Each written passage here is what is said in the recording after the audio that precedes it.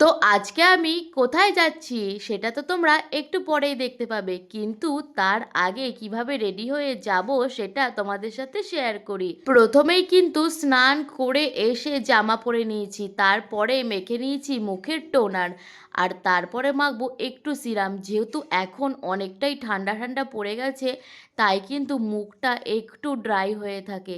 আর যেহেতু দুপুরবেলায় যাব, সানস্ক্রিন তো একদম মাস্ট।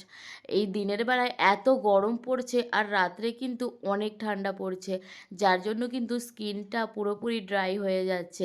যাই হোক, যেহেতু রোদের মধ্যে যাব, তাই ভোরে ভোরে একদম সানস্ক্রিন মেখে নেব, যাতে আমার মুখ তোমাদের মনের মতো কালো না হয়ে যায়। আর তারপরে মেখে নেব একটু ময়শ্চারাইজার। যদিও বা সানস্ক্রিনটা সবার লাস্টে মাখতে হয়, কিন্তু প্রত্যেকবার আমি ওই ভুলটাই করে ফেলি, সানস্ক্রিনটা আগে মেখে নিই। ময়শ্চারাইজার মাখলে তো মুখটা একটু অয়েলি অয়েলি ভাব থাকবে, তাই কিন্তু আমি এই লোটাসের কম্প্যাক্টটাই একটু মেখে নেব, যাতে রোদের মধ্যে আমার মুখটা একটু তেল তেল কম করে। আর এটা কিন্তু একদমই অল্প করে মাখবো, যাতে মুখটা আমার একদম খ্যাটখ্যাটে ফর্সা না হয়ে যায়। দেখো তো একটু বোঝা যাচ্ছে নাকি যে আমি কম্প্যাক্ট পাউডার ইউজ করেছি। আর তোমরা তো সবাই জানো যে আমি এসছি বড়দির বাড়িতে, তাই বাইরে যদি কোনো আওয়াজ একটু তোমরা পাও, সেটা জাস্ট একটু ইগনোর করো। দেন আইব্রো আর লিপটা একটু ড্র করে নিয়ে এরপর কিন্তু আমি লিপস্টিকটা লাগিয়ে নেব। আর আজকে কিন্তু একদম নিউড একটা লিপস্টিক পরেছি, আর সাথে একটা ছোট্ট কালো টিপ। আর সব ছেলেরা কিন্তু এখানেই ফিদা, কি তাই তো? আর মেয়েদের কি আর বেশি কিছু লাগে একটা ছেলেকে ফিদা করতে?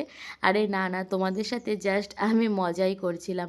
দেখো আমি কিন্তু পুরোপুরি রেডি হয়ে গেছি, আর আমার দিদি কিন্তু এখনও রেডি হয়নি। তাই আমি রেডি হয়ে বসে একটা কলা খাচ্ছিলাম। যেহেতু অনেকটাই দুপুর হয়ে গেছিলো, আমার কিন্তু খিদে পেয়ে গেছিলো। চলো এরপর যাওয়া যাক। দেখো এখানে তো চলেই এসছি, দেখি এখানে কিন্তু গান কীর্তন হচ্ছে। তোমরা তো এবার নিশ্চয়ই বুঝে গেছো যে আমি কোথায় এসছি। আরে হ্যাঁ হ্যাঁ, আমি এসেছি কিন্তু একটা শ্রাদ্ধ বাড়িতে। এখানেই কিন্তু আজকে আমাদের দুপুরের খাওয়া দাওয়ার নেমন্তন্ন ছিল।